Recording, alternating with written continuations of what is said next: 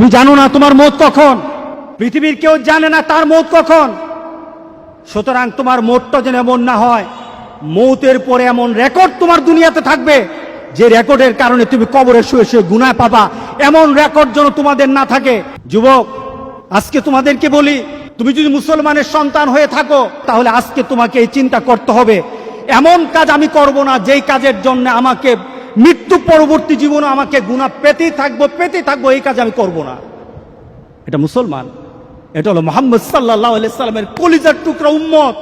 যুবক, তোমার জীবনটা যদি, তোমার চলাটা যদি কুরআন এবং সুন্নাহ অনুযায়ী হয়, আল্লাহর রাসূল আর নেককার বান্দারা যেমন সুন্দর মৌত পেয়েছে, রাসূল সাল্লাল্লাহু আলাইহি সাল্লাম বলেন তোমাদের মৌতটা তত সুন্দর হয়ে যাবে, তোমাদের মৌতটা তেমন সুন্দর হবে।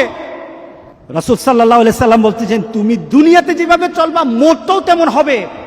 কোন ধরনের খারাপই যদি তোমার মধ্যে থাকে, তুমি যদি খারাপ নীতিতে চলো, তুমি খারাপ দৃশ্য নিয়ে চলো, তোমার হাতে খারাপ থাকে, তোমার ঘুমের সময় খারাপ জিনিস তোমার সাথে থাকে, তুমি তোমার বন্ধু বান্ধবের সাথে যখন আড্ডা দাও তখন তুমি খারাপ কোন দৃশ্য নিয়ে তুমি কথা বলো, তুমি তোমার বন্ধু বান্ধবের সাথে যখন কথা বলো তোমার ভিতরে খারাপ চিন্তা থাকে, তোমার মোটটাও তেমন খারাপই মত হবে। এরপর রাসূল সাল্লাল্লাহু আলাইহি সাল্লাম হচ্ছে তোমার মোটটা যেমন তোমাকে উঠানো হবে ওই নীতিতে যেমন ভাবে তুমি মরেছো।